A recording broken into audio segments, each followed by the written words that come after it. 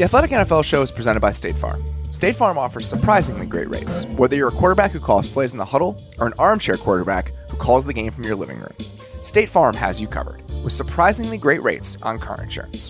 Because like a good neighbor, State Farm is there. Get a quote today. Did you guys know that ticket prices for sporting events actually go down right before the game? They do. And there's an app called GameTime that helps you find the best last-minute deals. You can actually get up to 60% off. They even guarantee the lowest price, or they'll credit you 110%. Crazy, right? But there's more. Right now, GameTime is hooking you up with a $10 credit to try them out. Here's what you do. Download the GameTime app in the Google Play or Apple App Store. Click on the Account tab, and then redeem code. Enter The Athletic. Again, that's The Athletic, all one word, and get $10 off your first purchase. This is free money, guys, but don't wait on this one because the credit is only available to the first 1,000 people who redeem the code. So what are you waiting for? Download GameTime now. Best seats, lowest price, guaranteed. This is the Athletic Football Show.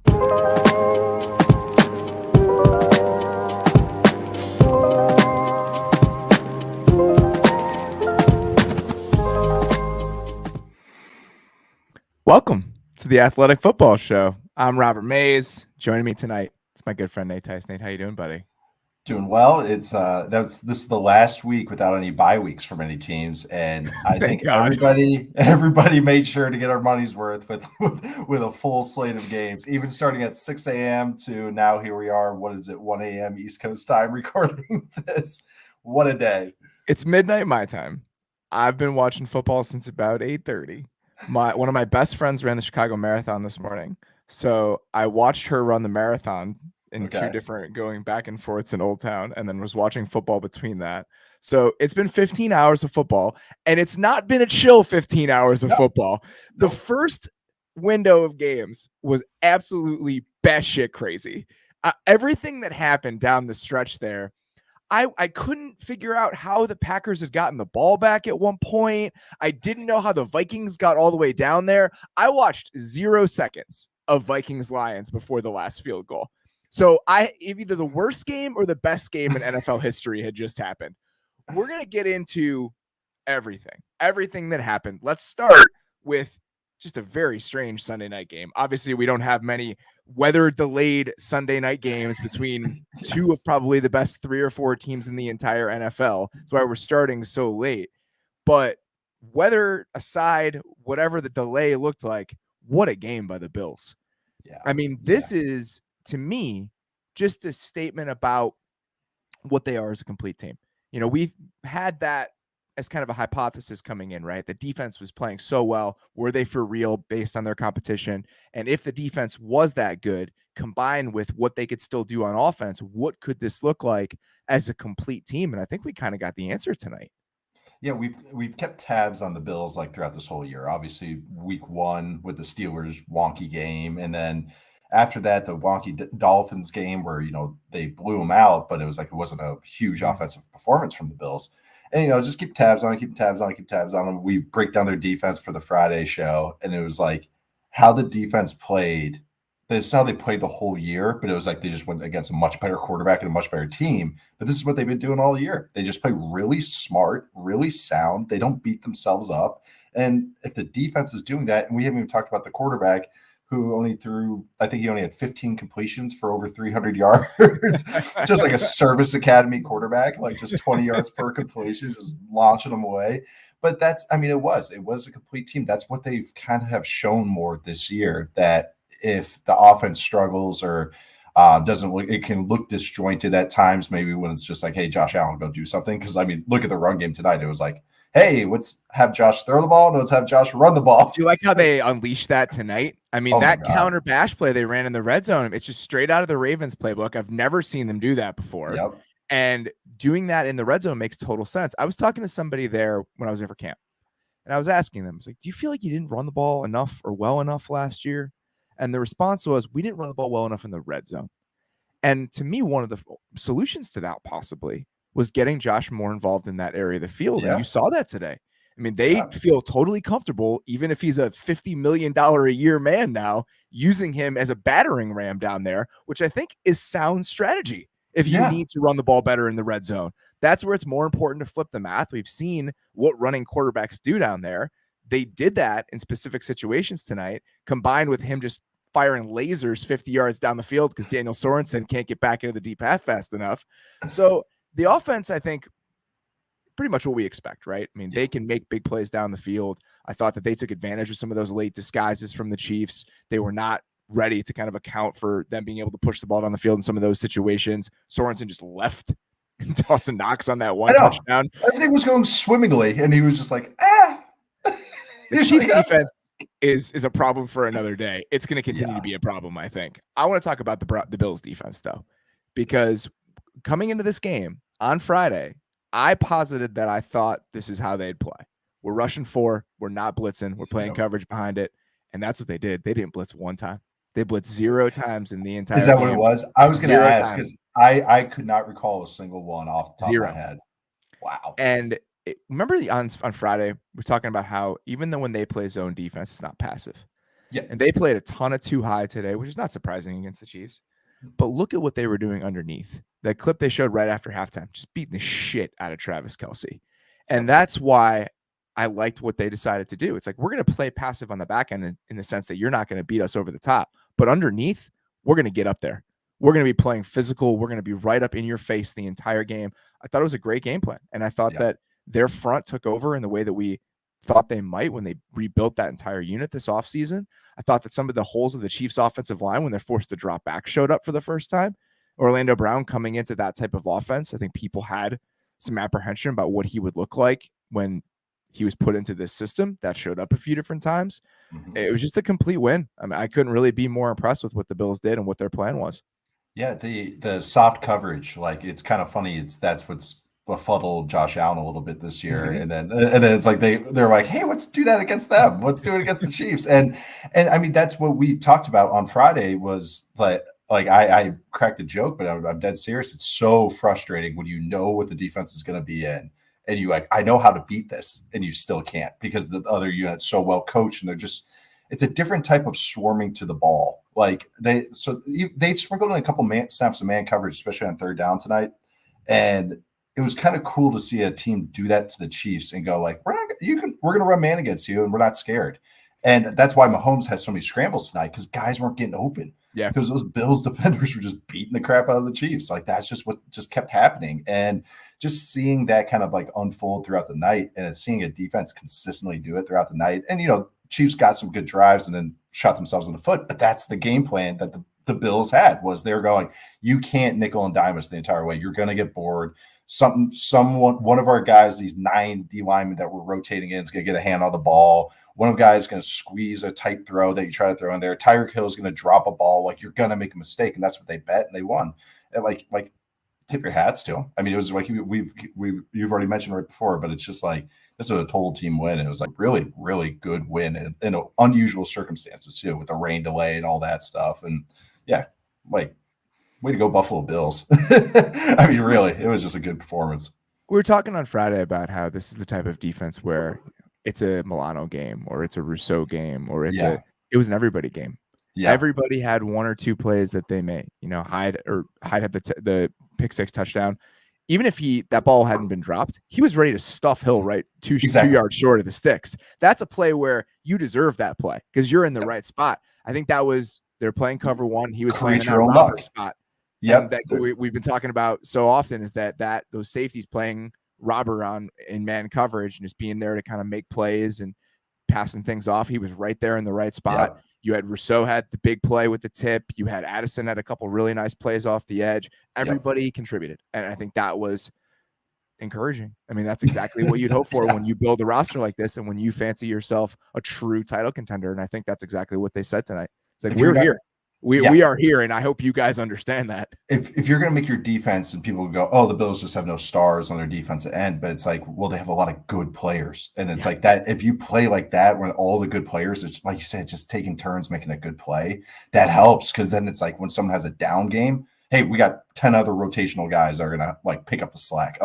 And that, just speaks to what they built over there. And we just real quick on the offense, it's like, it's kind of a little bit of it is what I've knocked, what the Cardinals have done a little bit, where it's like they put a lot on the quarterback to do stuff, but it's screw it. If you have a guy that's making plays like he is right now, and just his eyes are still good. It's like it's not like chaotic in the sense his brain's not chaotic, but maybe the play ends up being chaotic. But it was just that the fact that they're able to do that and not take the shots, like when he's running the ball, Josh Allen doesn't really get smoked all the time because he's hurdling some guys, but also like or he's running them over. Yeah. Like I know, like Culpepper style. I know, and then he slides. I've never seen a guy get more yards on a slide. I know it was rainy today, but he does that slide tonight. He was just going. He does it in non-ring. Yeah, it was great. When a big guy can run that fast, they're gonna have a lot of momentum, man.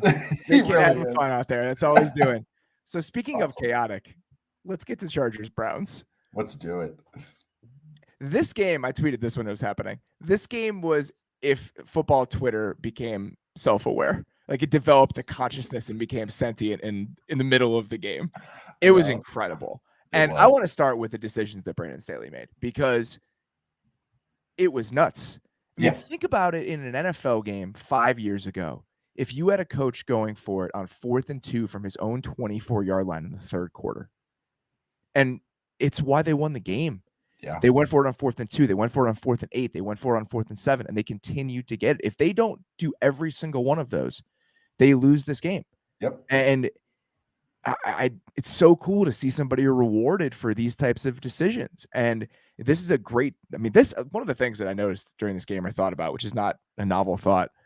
There were a lot of good players in the field. I kept thinking that. I was like, holy shit, just the amount of guys making plays. But when you have a team with this type of talent, with this type of quarterback, and you have a coach that's going to give them every single opportunity to win the game for them, that's what you saw. I mean, they should not have won that game, but they took advantage and squeezed every drop out of every single chance that they were given. Like Herbert is like the loaded gun, and like what that is with when Staley's going for it on 4th down, and the whole offense is like no one hesitates on the whole team because he communicates it. The whole team knows, hey, we're going to be aggressive. We're going to be aggressive.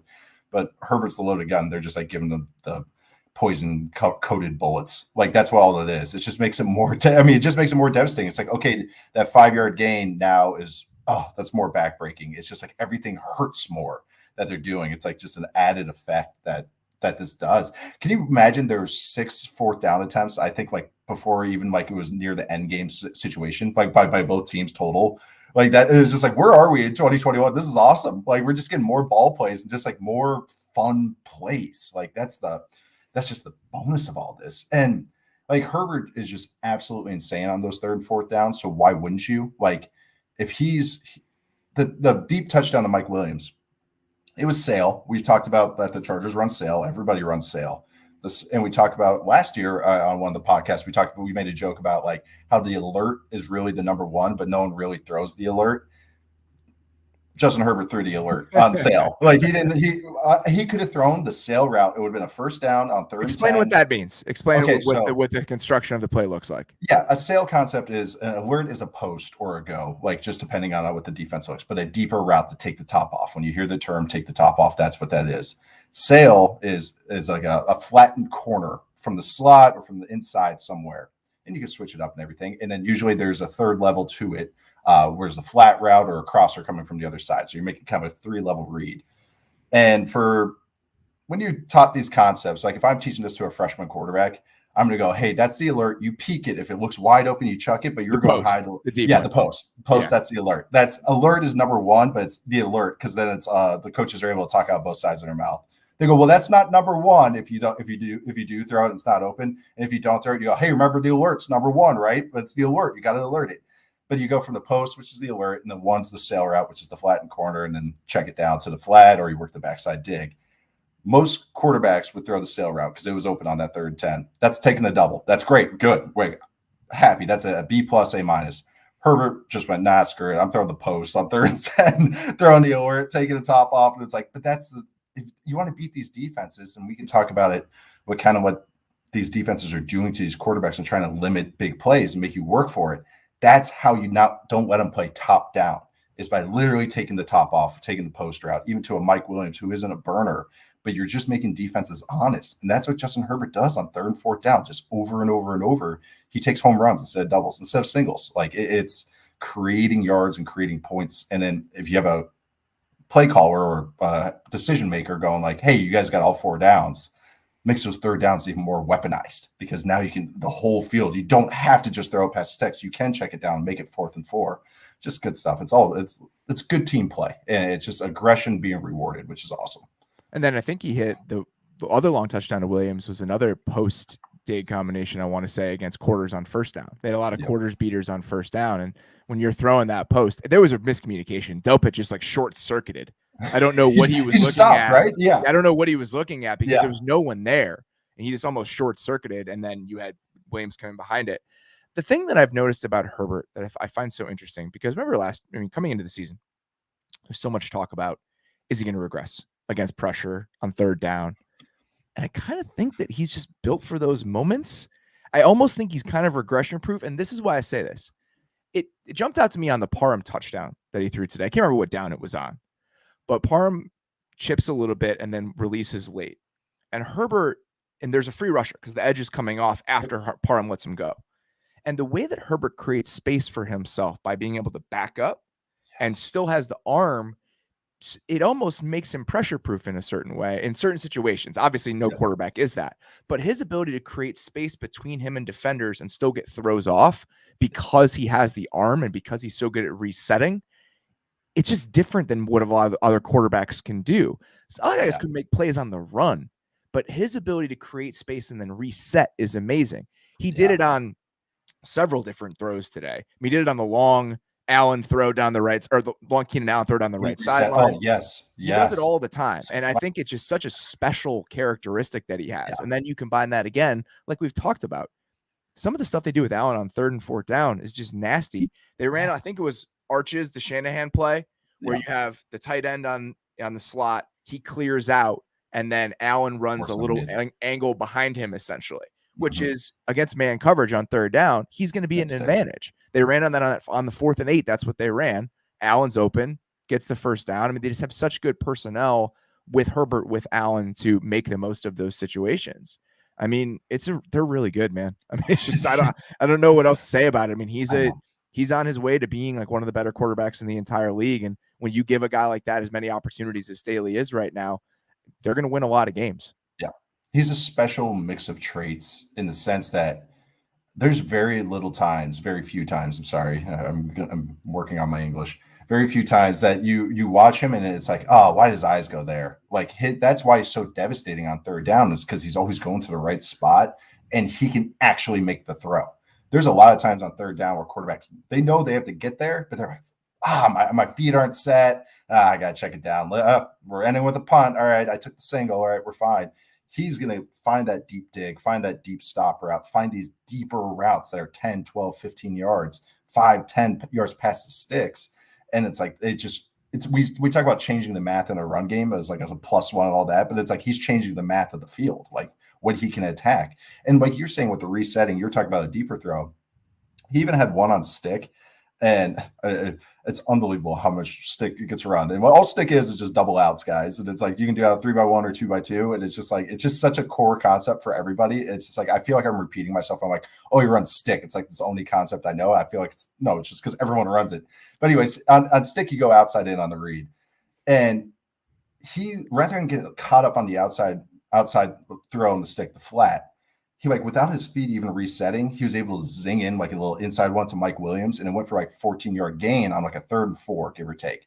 But like when you're talking about how he's able to throw so hard without resetting or quickly resetting, it's like it gets the ball in the playmaker's hands that much faster. And it's just like now it's it's just math. Like the ball is that many miles per hour faster getting to, and he operates so quickly with his mind that he's now so they can twitchy for a big guy. That's the thing. Twitchy. The way that he can kind of flip his hips like that, and that's how he can reset, it is really impressive. Without getting all messed up. Like he's like very rare. I mean, just like a rare combination of traits as a quarterback, and you see it come up all the time.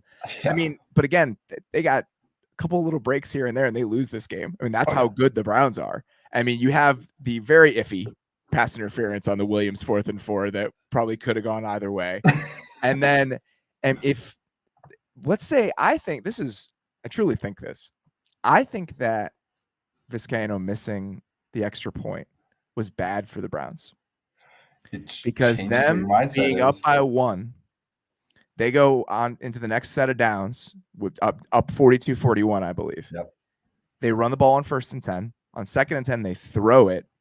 And I can't remember who ended up matching on the receiver, but it was a really nice job. It was his own coverage, but I think it was Derwin James. It was Derwin James matched on Higgins and did a really good job on 2nd and 10. So they get to 3rd and 10 and they run the ball.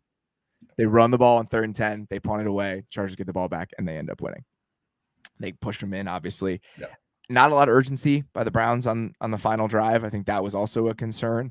Overall, though, I still think a pretty impressive performance by Cleveland. I mean, you have their running game is still so nasty. I mean, Chubb's touchdown run is so good. Their screen game is so good.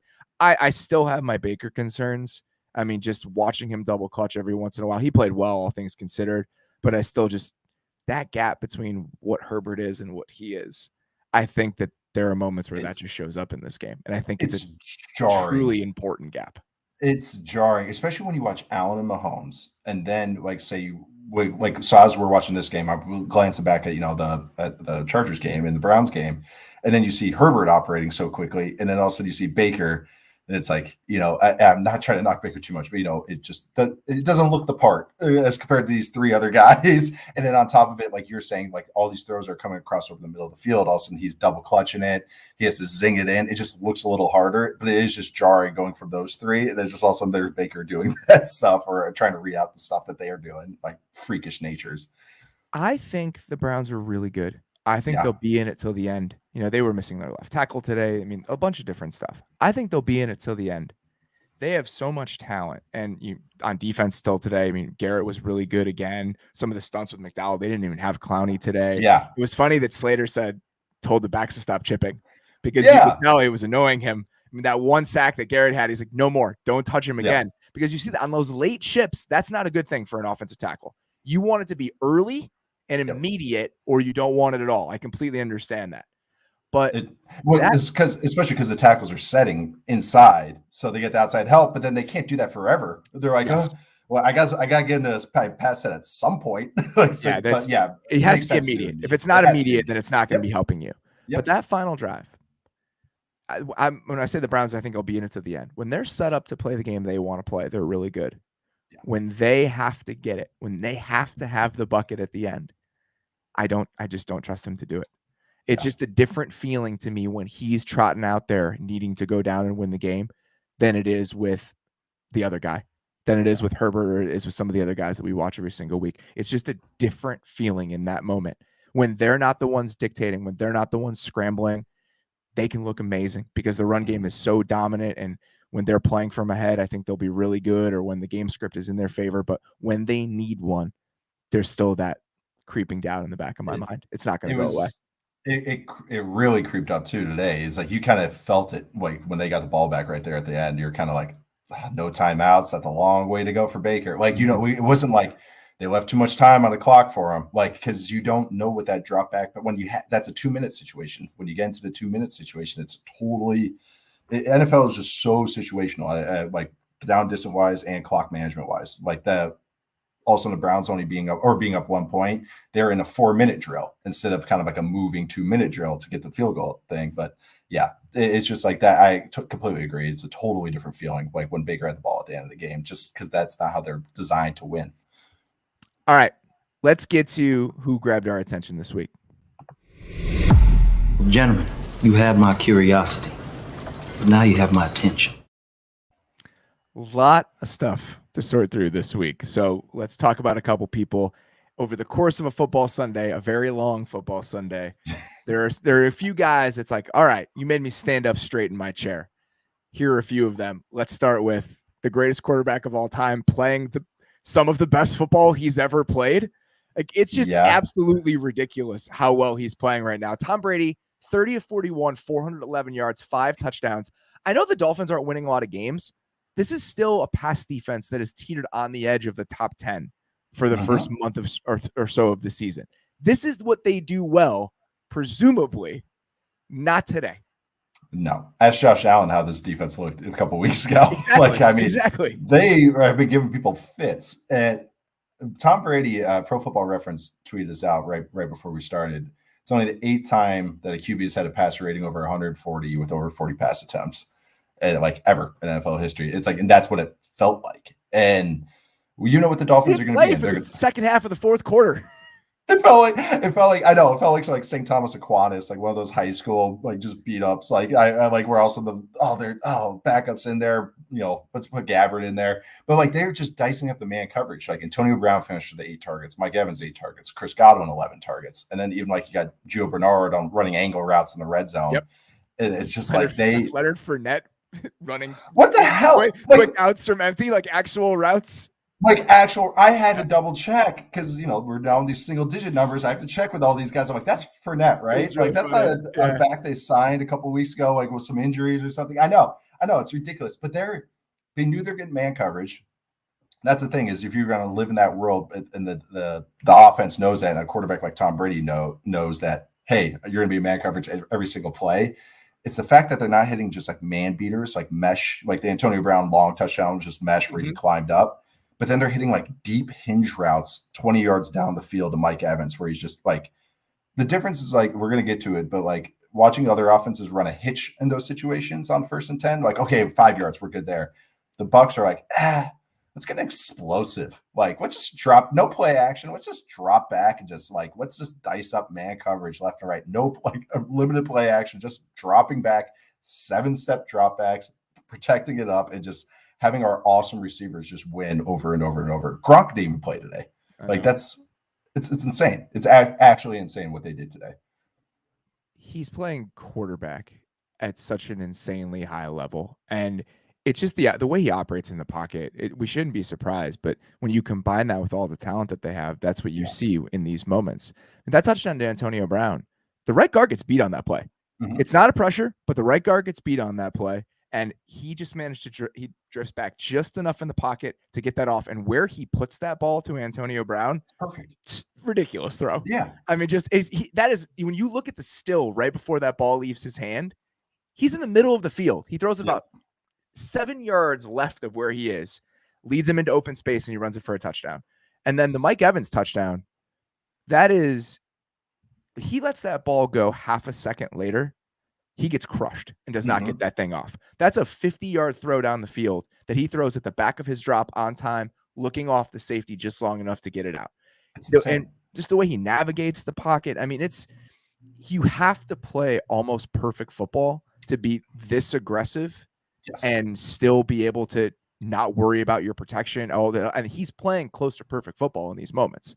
Like there was that Brian Hoyer clip from Hard Knocks about talking about how he navigates the pocket and he stands within like a box that's 2 feet by 2 feet. That's what you're seeing all of the time right now. The precision is just absolutely amazing. And you combine that with their ability to throw the ball down the field and just really small stuff today.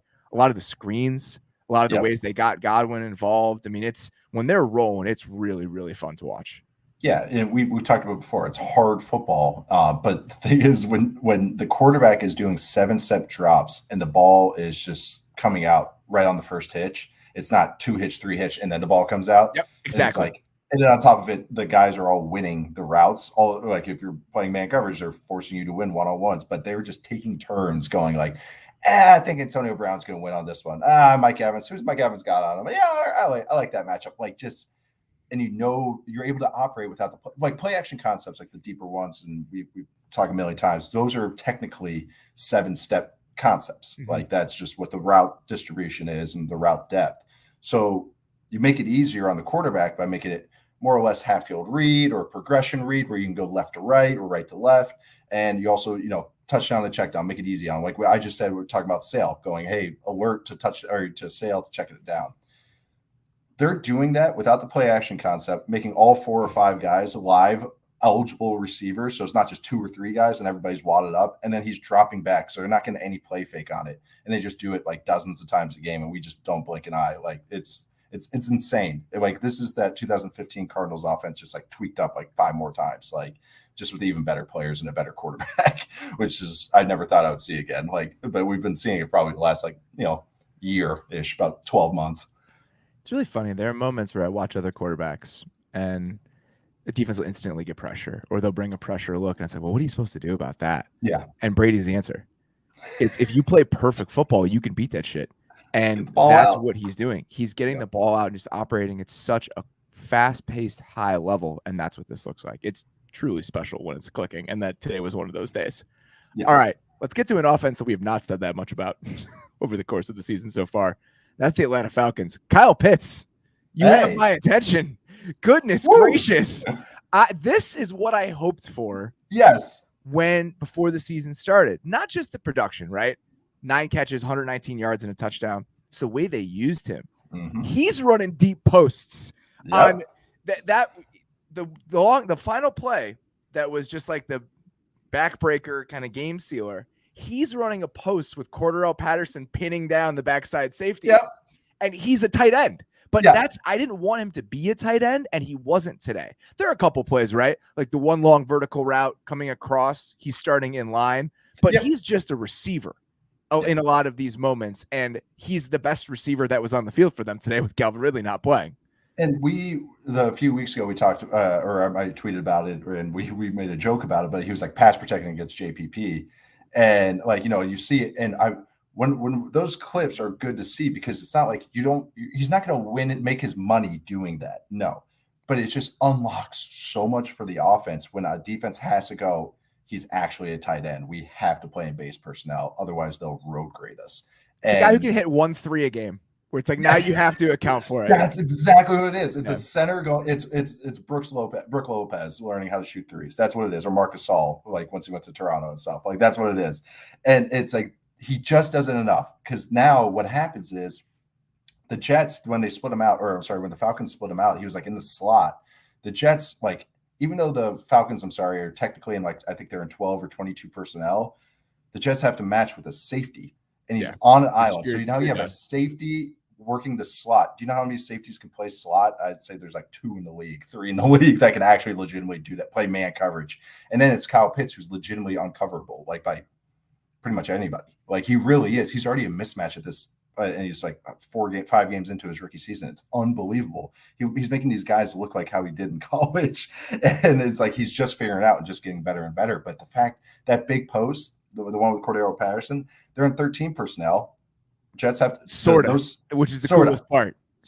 And the safeties are at 8 yards because they go, well, they're trying to burn the clock and they're in heavy personnel. So we're taught, this is how we're taught, is that they're going to probably run like, a duo or outside zone. And we gotta fill that run, get the ball back. And then nope. Kyle Pitts is actually a legit 4-4 guy that can blow right past you. It's like, that is what these freaks can do. They just unlock stuff because they make it so hard for defenses to work off tendencies and tee off on that. A guy I did not expect to talk about today or at any point over the first half of the season, Kyle Pitts' Florida teammate. Kadarius Toney is just amazing, I guess. Amazing. I know the Giants lost, but I felt like the way he played today, we had to mention it in some capacity. We've talked a ton about, can't talk about Trayvon Diggs anymore or the Cowboys offense anymore. Cowboys are just good. Flat out, Cowboys are just good. And they are going to be a problem for people. Toney was the most exciting player in this game, though. Absolutely. I was noticing this when we were talking about Daniel Jones on Friday. When he's playing on turf, when he stops, the amount of rubber that slides into the air, it's like watching a superhero movie. It's unbelievable. I mean, and the same thing happened again today. I mean, that ball where he runs a whip and somehow after cutting back outside to catch the whip, cuts back inside on a dime and then accelerates and almost scores a touchdown. He split 2 gaps on the same play. Like he caught the ball, split the 2 defenders, and then later on, as he still has the ball in his hands, split another 2 defenders. Like, just sick. It's wild. I mean, what he can do with the ball in his hands is wild. And then he catches a slot fade for like a huge chunk gain down the right sideline. I don't know, man. I'm pretty much willing to say already that I was very wrong about this. I mean, you did not like him either, right?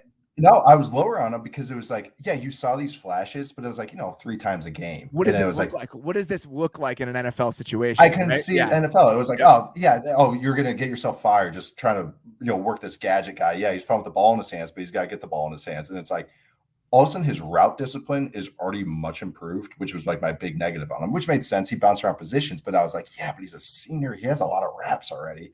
And they worked with him. You can tell they were telling him to take his time on some of those routes, or maybe he's figured that out. He's not in such a hurry to like get out of his break. Like he's learning to that kind of Cole Beasley kind of a Stephon Diggs way of kind of you take that little hesitation step before you start your route. And I think that's timing things up better. But he's got rare body control. I mean, rare balance, like, which is saying something. And it's funny you said the superhero thing, like how all the spray coming up, because I actually thought how he moves. Do you remember the Tobey Maguire Spider-Man movies?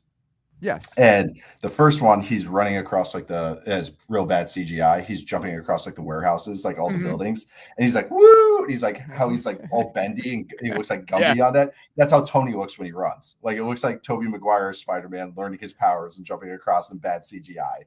Like that's what I'm trying to figure out what it is. I'm like, that's what it's like Gumby. Like he just moves in such a weird way. And he's also part of the surprisingly taller than you think club. Tony is. How tall is he?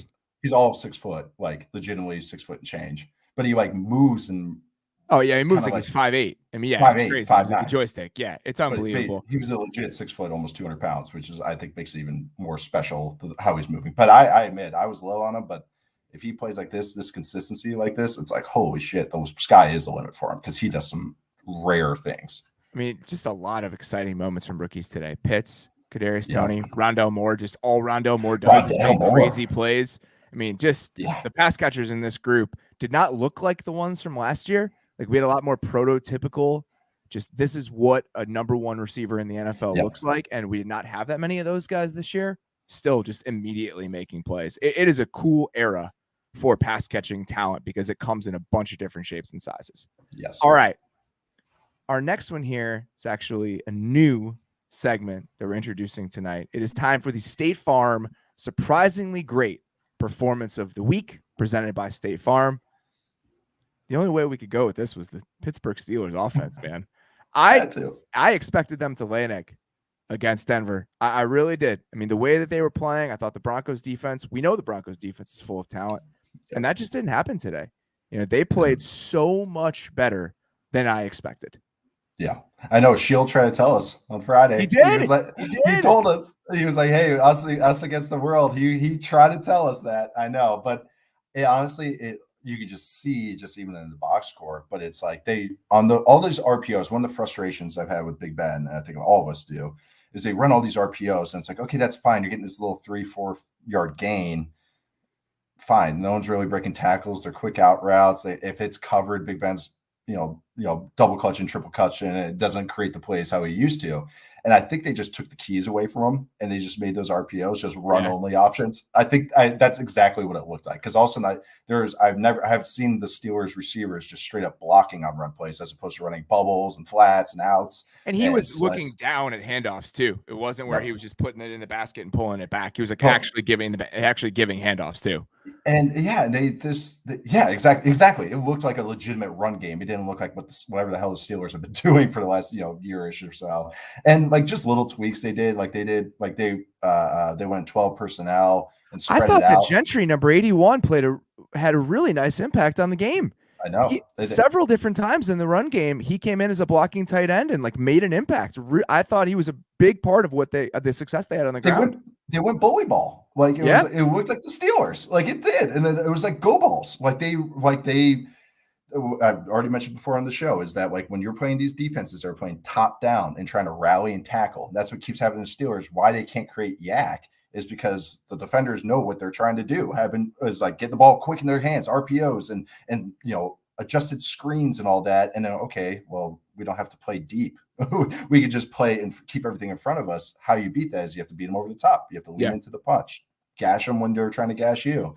And that's what they did today. He actually threw deep on some of these concepts. Like there were still some quick gamey type concepts, but it was hitting, if it was stick, he was hitting the go ball on the outside.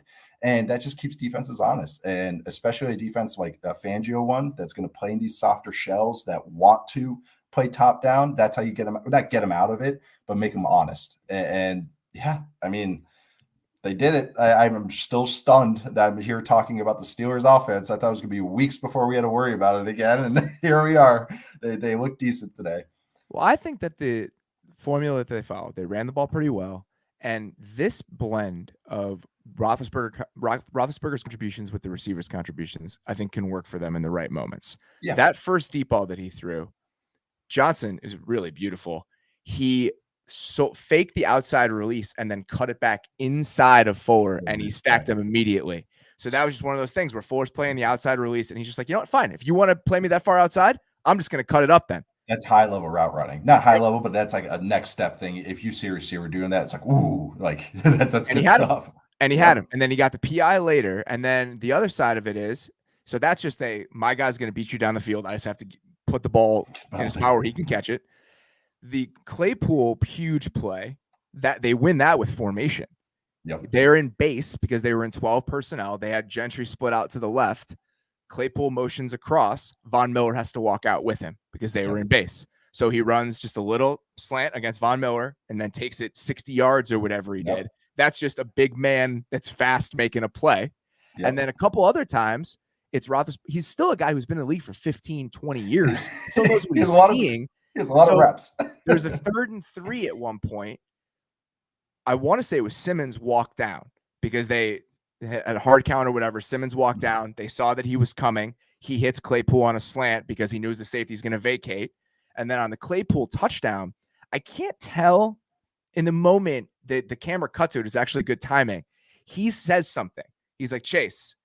And I couldn't tell exactly what he was saying to him, but there was kind of like an acknowledgement, and Claypool took it right between the safeties and he just hit him immediately over the top, right between the two, like the guys in the path. Yeah. So there was some sort of communication there. Maybe like give me eyes or something. Something.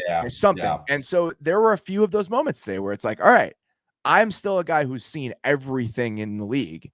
If you give me the answers to the test, my physical skills have not deteriorated to the point where I can't make these throws.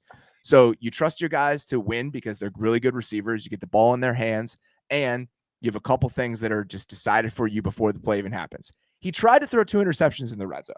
He did. He tried to throw the ball to Alex Johnson twice, but they did enough stuff today to overcome it. To overcome that. Yeah, I know. But hey, another example of why you want defenses to treat tight ends like tight ends right there. 12 personnel, they had a match in base, and then it creates those advantages. Like Kyle Pitts, I'm telling you, it's like you just want to see him block a couple times. Just gonna rope it back. But no, that's exactly it. They did enough. It's just so much better than whatever it was, whatever you want to call it, that's been the first 4 weeks. It's nice to see actually something worth watching as opposed to what it was. All right. That was the State Farm surprisingly great performance of the week. Because remember, like a good neighbor, State Farm is there. Get a quote today. With that, we're going to take a quick break. We'll return after these messages. Look, no one's perfect. Even the best baseball players strike out with bases loaded. The best golfers sometimes 3-putt with a tournament on the line. So if you feel like you come up short in the bedroom sometimes, it's perfectly okay. But if it's bothering you, there are options. Go to GetRoman.com/maze now. With Roman, you can get a free online evaluation and ongoing care for ED, all from the comfort and privacy of your home. A U.S. licensed healthcare professional will work with you to find the best treatment plan. If medication is appropriate, it ships to you free with 2-day shipping. The whole process is straightforward and discreet. Getting started is simple. Just go to GetRoman.com/maze and complete an online visit. Take care of your ED without leaving home. Complete an online visit today to connect with a U.S. licensed healthcare professional and take care of it. Go to GetRoman.com/maze now to get $15 off your first month. Look, there's a straightforward way to take care of your ED. GetRoman.com/maze. Get started now to save $15 off your first month of treatment. Why don't you explain this to me like I am an 8-year-old? All right. Every single week, every single NFL Sunday, there's going to be some stuff that needs some explaining. And this week, the group that needs to do some explaining is the Panthers offense, which looked like a pretty good unit over the first couple weeks. We were talking about the Sam Darnold assance, and it seems like they might have turned back into a pumpkin. Pretty rough day for the old Carolina Panthers offense. And when you can't win a game where your defense does everything they can to win it for you, where the opposing offense cannot move the ball for the majority of the game, that's a rough look in the NFL. And that's exactly what happened to the Panthers today. Yeah, I'm really glad I wagered on the Panthers today because that was just unbelievable. I was like, this game is unfolding perfect. This is awesome. The Eagles can't move the ball. We're good. Who cares if Darnold doesn't look great? Like, it was like, oh no. But that was the thing. It was the O-line woes we had mentioned before that the Panthers offense, it was like the O-line doesn't have a lot of talent, but at least they've you can tell they're well coached, and you can tell that they do sound things, especially in the run game. Today, the run game, yeah, they still did those sound things, but you could see where the talent deficit showed up in the pass protection. And Darnold doesn't help that all the time because he holds onto the ball and yada yada. That's kind of what he is. But sometimes they had a lot of free runners, and I think that just kind of, when you got I shouldn't say panicky, but yeah, I mean, he's been panicky. A panicky he type needs the right circumstances. Everything's got to unfold perfect for him. Yes. And that's what up until after the Houston game, that's even watching that game, he still has those dummy moments. He still has those missed throws. But if everything unfolds perfect for him, he's good. And he had a couple of moments where it was okay, but then he had a whole lot of bad today. I'm going to talk about stick, because this concept, everybody runs it. And guess what? Joe Brady was a Saints guy. It makes sense that Justin Herbert ran it too, right? With Joe Lombardi there. It's third down. I tweeted this one. It's third down. It goes outside in on stick out 2x2. And Darnold stares at the flat and then tries to rally to the inside route. And then he scrambles. He ends up scrambling for the first down. But it was I remember that. Yep. Man, that's stick. That's how much I mentioned that play, is that everyone knows it. Everyone knows what the read is. And that tells me, even his pick on the hole shot, the attempted hole shot, he predetermined that, because there's no way exactly where he was going before the play started. That corner sunk to 12 yards when he threw it. It's nowhere even close to the flat. Nowhere even close. When Justin Herbert hit that hole shot, I should stop. Herbert's getting into Mahomes territory where I shouldn't compare what other quarterbacks do to what he does. But remember, he hit it against Washington. He readjusted. He rallied. His arm strength is so good that he was able to hit the whole shot after he looked at the inside route. You can tell Darnold's I saw this on film, so screw it, I'm whipping it in there. But that's missed stick throw, that interception on there, that just speaks that he was predetermining stuff, and stuff did not unfold how we thought he was, and it was just a whole game of it. And I don't think every once in a while, right? When you throw an interception, it's a tip ball, it's a bad moment. All three of his today felt like, I'm going right here no matter what. I want to say, high water. Can't know exactly without looking at the tape, but I think the other two were just cover three. And the corner just matched on the guy that he was across from, and I don't know why he decided to throw the ball. I mean, it made no sense. It was weird. Yeah. It made no sense in either of the two. I'm curious what the actual reasoning was on both of them, because the second one to Slay, he just forces it to Moore for no reason. And then the third one was right to Nelson. It looked like a really similar situation. And the offensive line, 100%. I mean, already not a good group coming into the season, right? Now, your left tackle's out. You do the thing that I never love. You move the right tackle you just paid a bunch of money to left tackle, and then you move put a rookie in, a rookie third-round pick at right tackle. It was a mess today. And you combine that with Javon Hargrave just being an absolute monster. Fletcher Cox had a few moments today. Josh Sweat had a few moments today. It was all just an issue. But I think that was the concern, even when Darnold was playing well, right? If the circumstances start to deteriorate even a tiny bit, what does this end up looking like? I know that Christian McCaffrey didn't play today. Who knows what sort of difference that would have made just in terms of the stuff they could have done with him as a receiver out of the backfield. He does provide just an outlet, not even just an individual check down option. He provides an outlet just in terms of what the offense looks like. Yeah. An outlet on 3rd and 6 if you're Joe Brady. It's not even just an outlet for Sam Darnold. Even with that in mind, this was the worst case scenario. This is exactly what we didn't want to see. He had more negative 0.4 EPA per play today. I mean, it's that's really, really, really bad. It's basically as good as much as we just praised Tom Brady's performance and saying how rare that one was. This is the negative side of that. Because it's not even just the turnovers. It's just all those other missed opportunities. That's when they compound like that. That's what makes offenses so hard. You can have an interception. You can. We never want to say, oh, it's fine to have an interception, but it's that means you're being aggressive and trying to push the ball sometimes. But what you're saying too, Robert, is that having those interceptions be on just what? What was that? That's the scary signs. That's Mahomes having a couple of fluke ones tonight and tip ball. Okay, whatever. Okay, stuff happens. But it's that's when you're watching these and having question marks of why you did that. Why did you throw that again? And it's not just one of them. It's multiple of those. That's the scary thing. And everything they've done that has been positive. It's they still did some of it today, but it was just they don't have any room for error. with that offensive line and just what Sam Darnold is just as a player. So that's when you don't create the points that you need. That's what this performance looked like, because it wasn't pretty. Talk about room for error. This team does not do itself any favors with the decision making from the coaching staff either. You punt on 4th and 2 from the 47-yard line. Yeah. You pooch punt, a 21-yard pooch punt from your kicker. And he's done this multiple times now. Like, it's just we can't do this stuff anymore. Now. I am not one of those crush guys every single time they don't go. I'm not. That's not how I do this. It just the game happens to you. You're not feeling it. Whatever. I think that there's some decisions, even if they're not analytically correct, that I can explain away. This team has done several things this year where they're making choices on 4th down that actively are reasons you lose the game or actively hurts your team. And it's frustrating to watch when we have coaches so far on the other side of this now. And you're just putting yourself at a market disadvantage.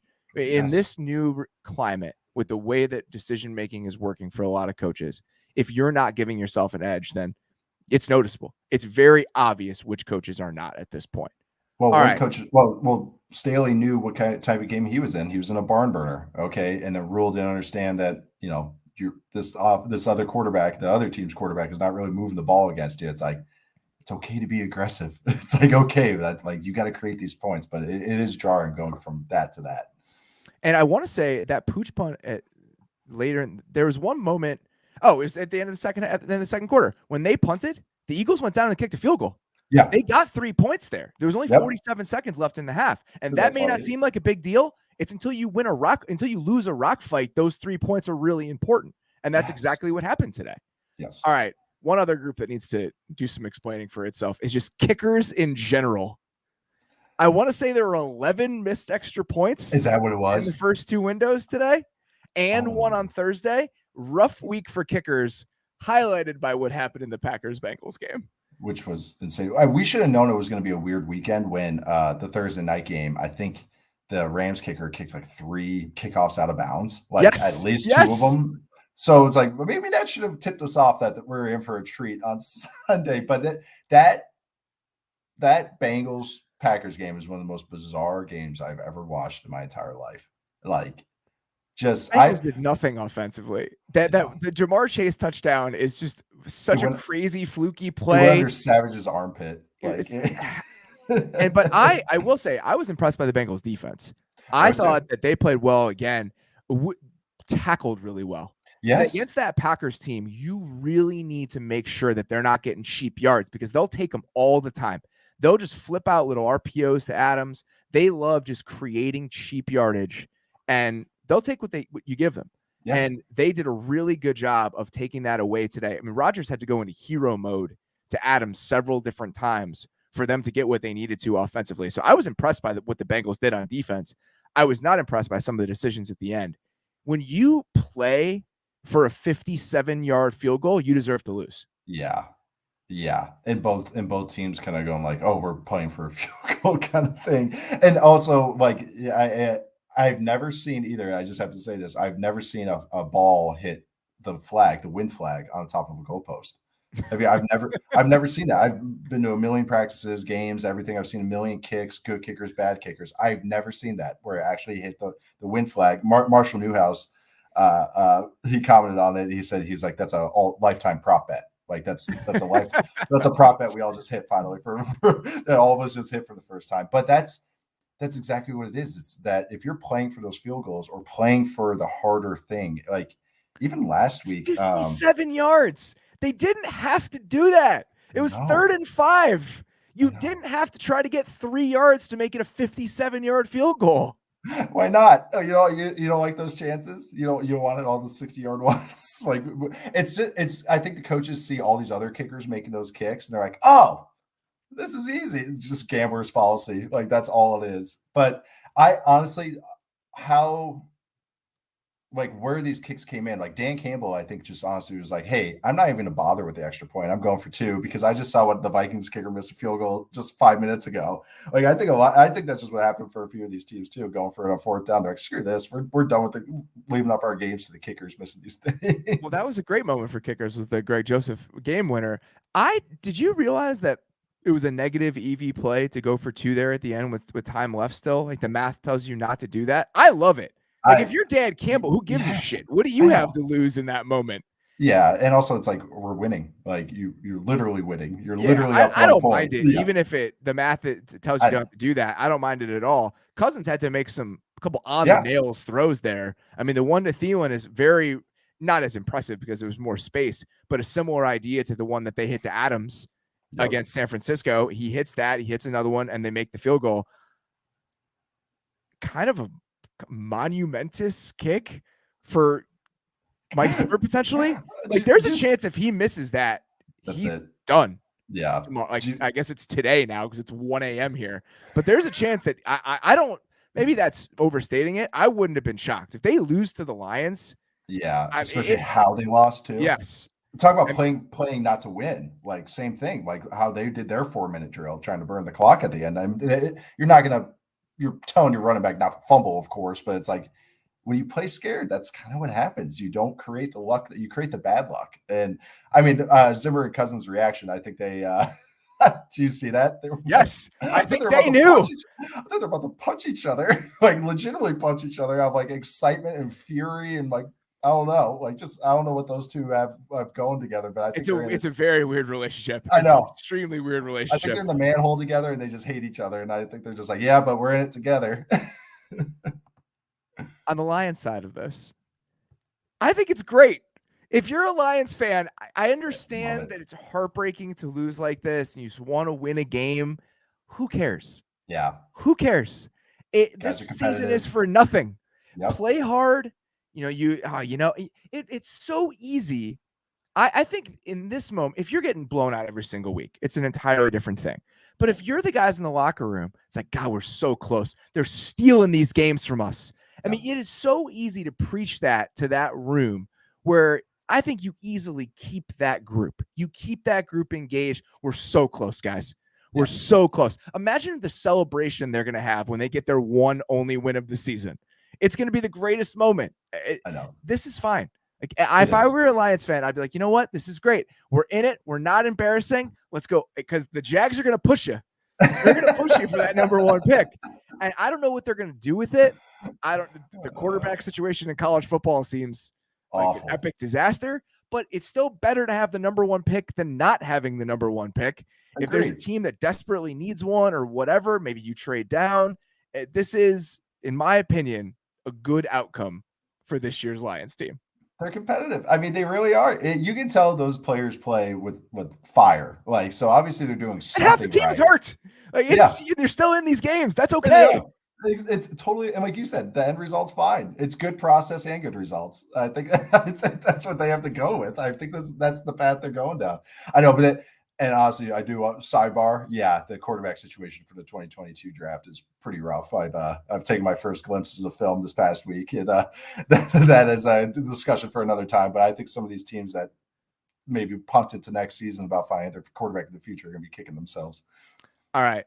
Speaking of quarterbacks, let's put up the quarterback bat signal because this was a worthwhile day. Or not a worthwhile day, but it's worth having a conversation about what happened with San Francisco today. Yes. So here we go with Trey Lance. It was very jarring to see. I keep saying jarring today, but when I was seeing the ages, it really struck home like how young Trey Lance is. Yes. And seeing like the list was like youngest quarterbacks to make their first start. I think Tommy Maddox was the youngest. I think Sam Darnold was second youngest. Mike Vick was up there. And then it was like Trey Lance. And that really hit home. I was like, man, he really is young. He does not have a lot of time under his belt, a lot of reps under his belt. And that's showed today. I think his head was spinning a little bit. I don't think he's not a dummy. Plenty of proof he's not a dummy. It's just that I think he got to a real NFL game plan where stuff is situational and you have a 5-10 new third down plays, 5-10 new red zone plays, 5-10 new second and long plays. And I think on some of those, he was like, I think I know what this play is. But after that first read, screw that. I'm hitting the button because he ran the ball 16 times. Yeah. And he looks good running. He looks great running. But throwing right now, you can tell his head spinning. It's just the other signs, other than the obvious misses, is how he's missing. He's missing high and how the ball's coming out. Like if you notice on some, because he'll throw some balls and it's a beautiful spiral, looks great. And then he has a lot of waiver balls right now, really hard waiver balls. The one to Sanu, it honestly looked like the one that Sanu dropped that hit him right in the hands. Probably broke his finger. It honestly looked like Sanu was trying to protect himself from the ball. Like he was trying to bat it down because it got on him so fast and was so wobbly that he was frightened for his well-being. It's already hard enough to catch a hard throw, hard football throw. Now a wobbly spiral will break your finger. Like, that'll bust your finger right open. But all those signs, the wobbly ball, usually that happens. He's sailing those throws because he's overstriding. Something that you've seen Cam Newton do for years and years, and he got better as his career went along, is because I think Lance right now on routes that he's guessing on, he has to see the route come open. Mm-hmm. And so what he's doing, he's compensating with his arm. And he's overstriding because he thinks he has to gun it in there. And Josh Allen would do that a lot when he was younger. Exactly. A lot of guys with big arms have gotten away with it for their whole lives. And then all of a sudden they're like, oh, shit, I have to anticipate now? Like, I got a good arm. Who cares? No, you got to anticipate. That window closes a lot quicker in the NFL. And also, when you're guessing sometimes and trying to force things, and I was guilty of this when I played, is I didn't have this arm strength. This is just me throwing, is squeezing the ball too hard. And when you squeeze the ball too hard because he's really gritty. You can see it. You can see it. Yeah. Yeah. And so that ball wavers out because it's not smoothly coming off your hand. It's a kind of a misconception when throwing a spiral. It's almost like you have to grip the ball less to let it really smooth, like flip off your hand, flip off that finger. So I think that's what it is, because you could see the talent there, because he had a couple throws, like he had a stop throw. Honestly, it was 1 inch of room and he pinned it right on the receiver. Like he has that incredible arm talent, but that's because he knew that route. He was like, I know I'm throwing this, I'm in rhythm. His mechanics look so much better on that. And then that's what it is. But it's you can tell why Shanahan keeps saying, he's like, that's why he was the number 2 quarterback, guys. Like, because that's what it looked like. I think it's just, he got some new plays today and then his head spinning, but there are some flashes there. It's just that it's tough when you got JJ Watt batting down 5-year throws. That also stinks too, because you're just taking too long to throw. But I think it's just going to speed up, because as the game went along, he started speeding up. But it was a rough first go, in the NFL, or first start for Trey Lance. I'll say this today, I don't think it says a ton that he struggled. We should expect him to struggle. He's a rookie quarterback. I will say his struggles combined with, I don't think the offensive line played well. I mean, they struggled a lot in this game, which it kind of reset overall. The way that Lance played, the way the line played, the way that they have been playing, just reset the expectations we should have for the 49ers this year, which is kind of disappointing, right? I mean, there are people, their over-under was like 11. I mean, they were supposed to be a contender this year. They're not. No. Like, this team as constructed, it's going to take a while for him to get there. And if it takes a while for him to get there and the rest of their offense isn't as complete as we might have assumed coming into the year, I think we just have to recalibrate the way we talk about this team and the way we think about them, which I think kind of warrants a larger discussion. Yeah. Like, what is this team? Like, where are they going? If he's going to need all of this time, and, they have got Trent Williams is in his mid-30s, Alex Mack is in his mid-30s. They have a defense that, has a lot of missing pieces now. I mean, it's just kind of something where I have to kind of step back and be like, all right, like, what do we really expect from this team over the next year? And then what does that mean for their overall trajectory? Because I felt like when they went up and got Lance, in my mind, right or wrong, was like, oh, this is the missing piece. Yeah. Like, when you trade this much for this guy, that's what this is. This is the missing piece. And that may just be me overreacting, and may just be a miscalculation about what that move is. But they don't have any resources anymore after making this trade. And if you're kind of sitting there and he takes a year, and now we're going into next year for them to see how this all plays out, I don't know. It's just not where I expected to be with them 5 games into the season. I guess I'll say that. They're 2-3. They're playing the best division in football, or one of them. I know Russell Wilson's hurt, but the Rams are still the Rams and the Cardinals are still the Cardinals. And now you're sitting there at 2-3. I mean, I don't know where they go this year. And then if they kind of fall flat again, it's like, all right, where are we? Where are we with this era of the Niners if they have another like 6-12 season or something like that, 6-11? Yeah, and I think they're better than that, but I mean, I know what you mean, though. But so much more of them. That can be a path. Like, that's the thing. The fact that path is even alive.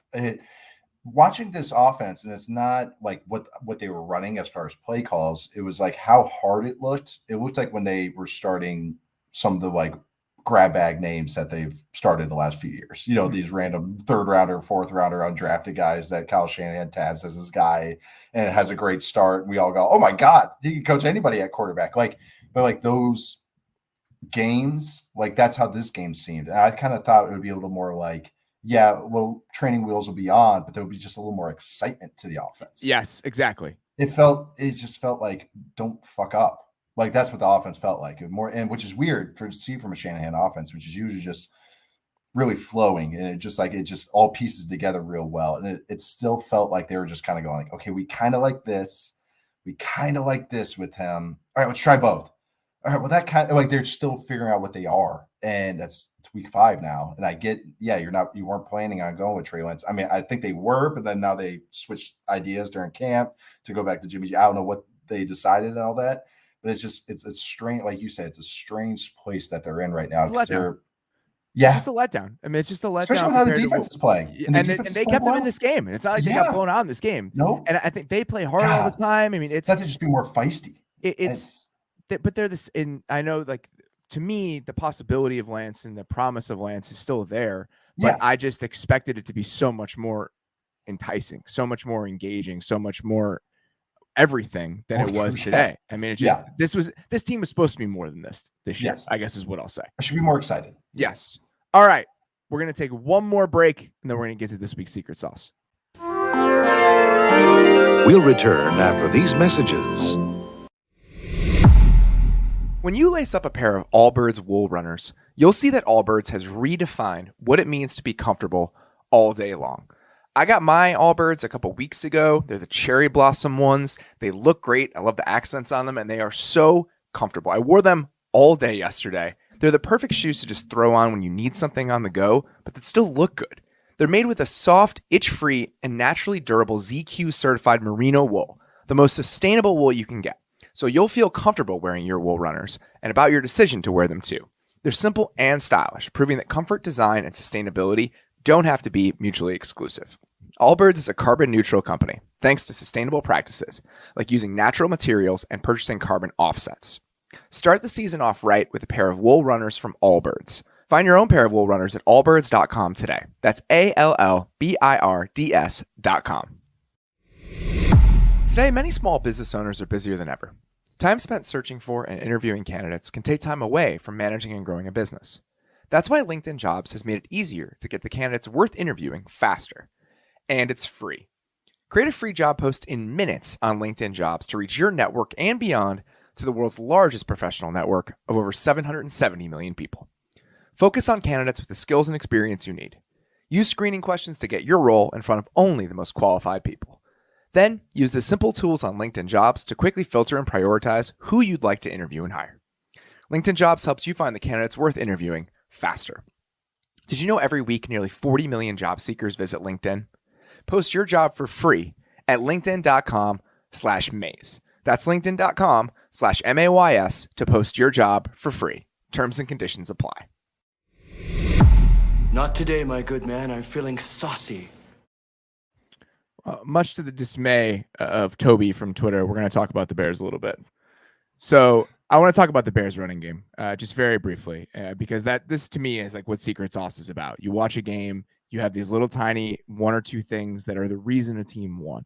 And Justin Fields was not explosive today. He was not electric today. The passing game was not creating big plays the same way it did against Detroit. But they still won this game because they racked up 139 yards on the ground on 34 carries. It's not a monster game, but the little tiny ways that this team has been able to sustain success on the ground, they were 6th in rushing DVOA coming into this game.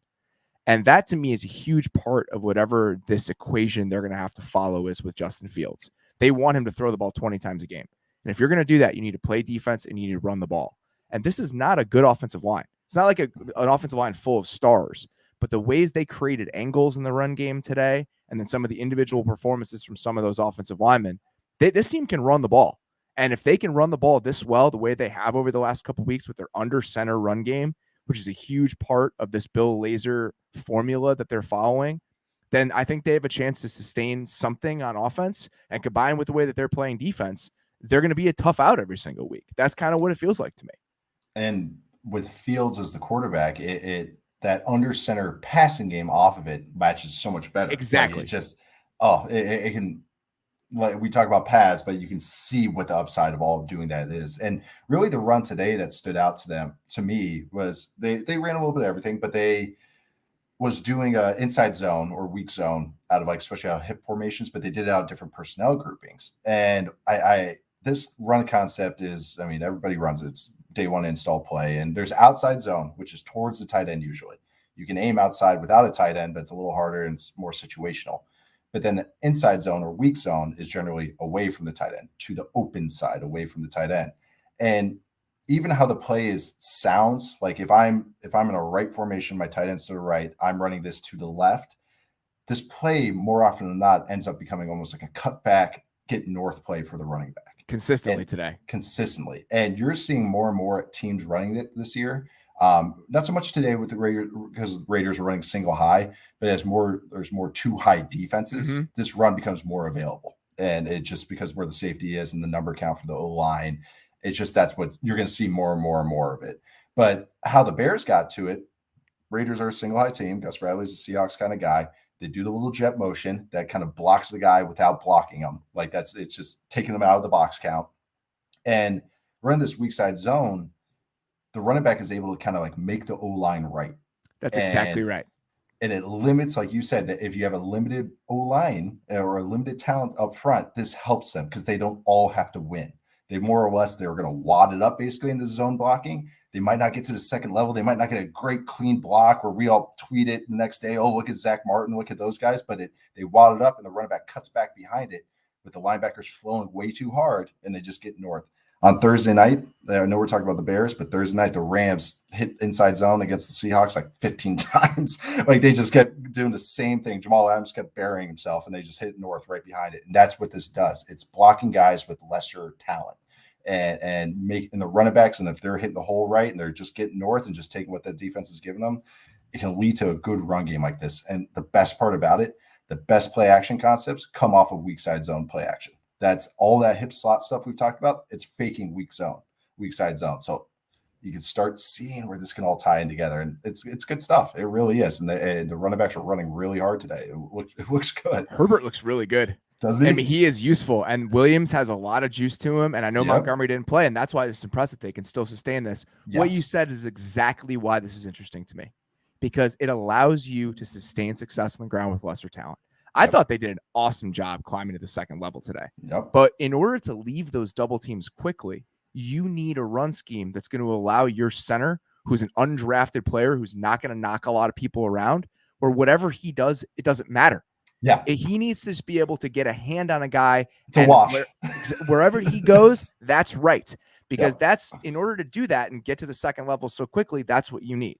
And that's exactly what they had today. And then you combine that with just a few little scatter plays where they create angles. They had Alex Bars, their 6 offensive linemen, played a ton today. There was a play where he went in motion as an H-back. They didn't change the strength of the defense. They sent Mooney back in motion the other way in jet motion, ran the nickel out. They had numbers to that side. They caved the left side down. Williams comes around. That's just good football.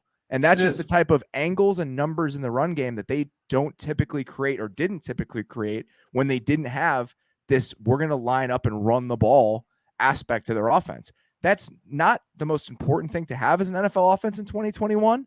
But when you need to insulate your quarterback and when you need to just manufacture offense, this is a good way to do it. And they did a couple different times. That Daniels got to the second level several different times today and just was crushing people.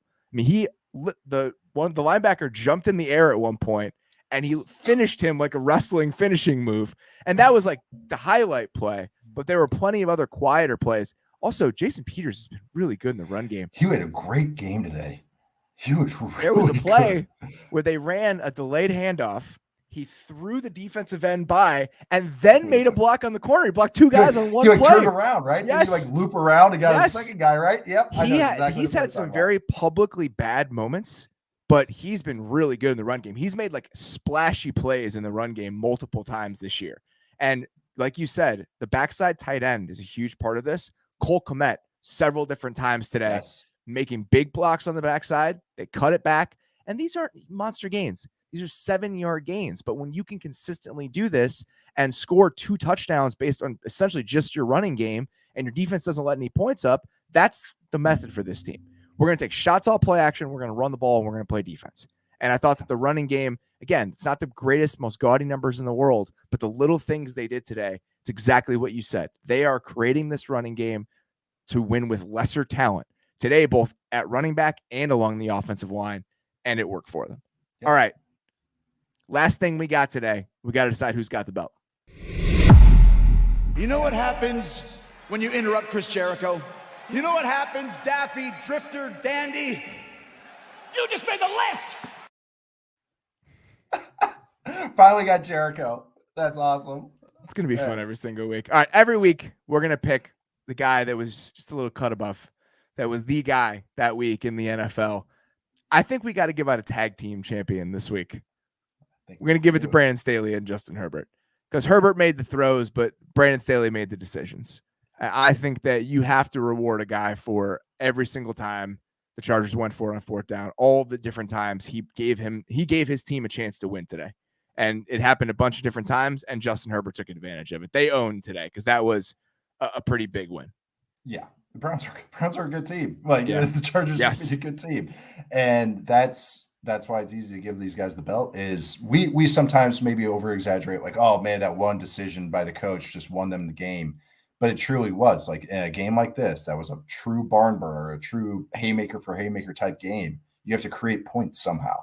Turnovers, or the coach is doing something like this and being aggressive, or is it a fake punt, or is it going for it on 4th down? Like, there's just ways to do it that the coach can affect the game. Brandon Staley affected the game without playing in between the lines. He affected the game in a positive way for his team.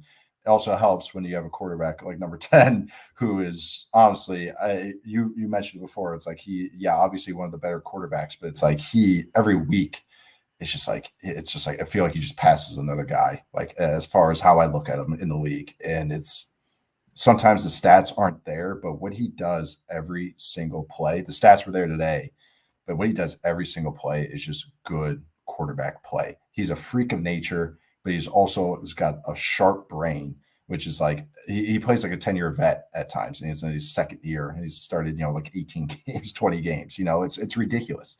And on top of that, he can also throw 70 yards flat-footed, and then also scramble, outrun angles in the red zone. Like, just normal stuff that every quarterback can do. But they're the tag team champs this week. They were a phenomenal performance from the Chargers. I believe I got him 6th in our quarterbacks of the future draft that we did this spring. I'm pretty sure I got him 6th on a rookie contract for the next 2 years.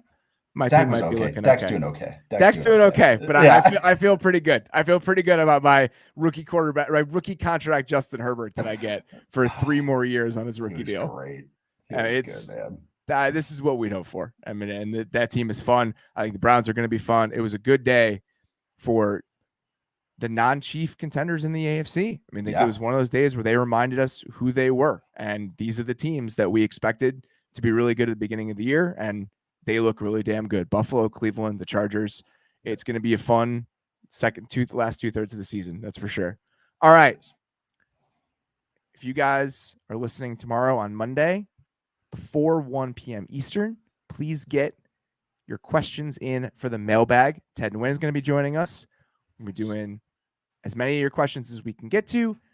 The number for the voicemail, I encourage you guys to leave one, is 872-222-7073. One more time, it's 872-222-7073. The email is athleticfootballshow@gmail.com. Also, please listen to our fantasy shows, Best on the Board and the Athletic Fantasy Football Podcast. With that, I'm going to get some sleep. Wearing down here. It's 1:20 in the morning. We did it. Appreciate everyone who stuck around for this. If you guys didn't, that's okay. We still love you. Appreciate you guys listening. Please rate and review the podcast on your podcast platform of choice. Really appreciate that. Please subscribe to The Athletic. It's theathletic.com/football show. I promise you will not regret it. It's great stuff every single day. Everything you need to recap what was a wild week 5 in the NFL. I think it was week 5. We're on hour 16 here.